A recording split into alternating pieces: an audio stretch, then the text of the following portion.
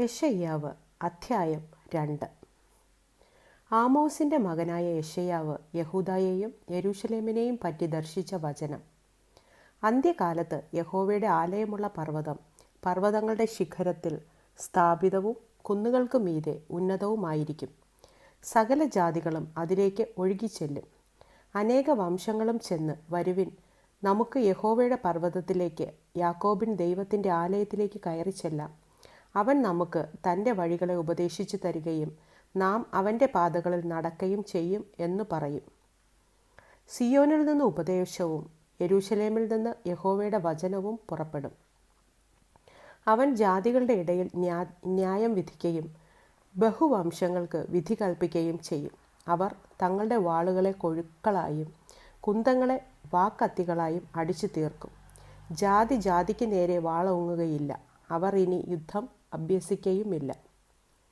യാക്കോബ് ഗൃഹമേ, വരുവിൻ, നമുക്ക് യഹോവയുടെ വെളിച്ചത്തിൽ നടക്കാം. എന്നാൽ നീ, യാക്കോബ് ഗൃഹമായ നിന്റെ ജനത്തെ തള്ളിക്കളഞ്ഞിരിക്കുന്നു. അവർ പൂർവ്വദേശക്കാരുടെ മര്യാദകളാൽ നിറഞ്ഞും ഫെലിസ്ത്യരെ പോലെ പ്രശ്നക്കാരായും അന്യജാതിക്കാരോട് കൈയടിച്ചവരായും ഇരിക്കുന്നു. അവരുടെ ദേശത്ത് വെള്ളിയും പൊന്നും നിറഞ്ഞിരിക്കുന്നു. അവരുടെ നിക്ഷേപങ്ങൾക്ക് കണക്കില്ല. അവരുടെ ദേശത്ത് കുതിരകൾ നിറഞ്ഞിരിക്കുന്നു. അവരുടെ രഥങ്ങൾക്കും എണ്ണമില്ല. അവരുടെ ദേശത്ത് വിഗ്രഹങ്ങൾ നിറഞ്ഞിരിക്കുന്നു. സ്വവിരൽ കൊണ്ടുണ്ടാക്കിയ കൈപ്പണിയെ അവർ നമസ്കരിക്കുന്നു. മനുഷ്യൻ വണങ്ങുന്നു, പുരുഷൻ കുനിയുന്നു. ആകയാൽ നീ അവരോട് ക്ഷമിക്കരുതേ. യഹോവയുടെ ഭയങ്കരത്വം നിമിത്തവും അവൻ്റെ മഹിമയുടെ പ്രഭ നിമിത്തവും നീ പാറയിൽ കടന്ന് മണ്ണിൽ ഒളിച്ചുകൊള്ളുക. മനുഷ്യരുടെ നിഗളിച്ച കണ്ണ് താഴും. പുരുഷന്മാരുടെ ഉന്നതഭാവം കുനിയും. യഹോവ മാത്രം അന്നാളിൽ ഉന്നതനായിരിക്കും.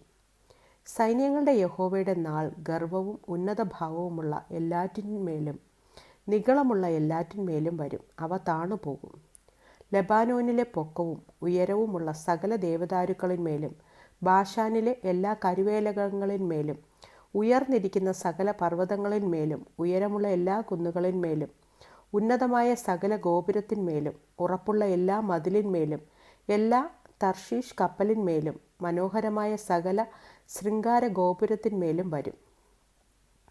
അപ്പോൾ മനുഷ്യൻ്റെ ഗർവം കുനിയും, പുരുഷന്മാരുടെ ഉന്നതഭാവം താഴും. യഹോവ മാത്രം അന്നാളിൽ ഉന്നതനായിരിക്കും.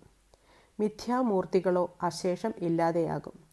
യഹോവ ഭൂമിയെ നടുക്കുവാൻ എഴുന്നേൽക്കുമ്പോൾ അവർ അവൻ്റെ ഭയങ്കരത്വം നിമിത്തവും അവൻ്റെ മഹിമയുടെ പ്രഭ നിമിത്തവും പാറകളുടെ ഗുഹകളിലും മണ്ണിലെ പോതുകളിലും കടക്കും.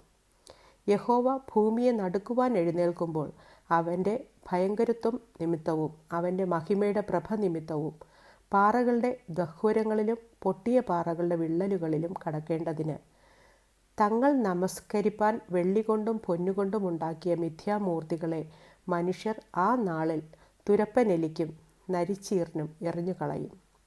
മൂക്കിൽ ശ്വാസമുള്ള മനുഷ്യനെ വിട്ടൊഴിവിൻ. അവനെ എന്ത് വില മതിപ്പാനുള്ളൂ?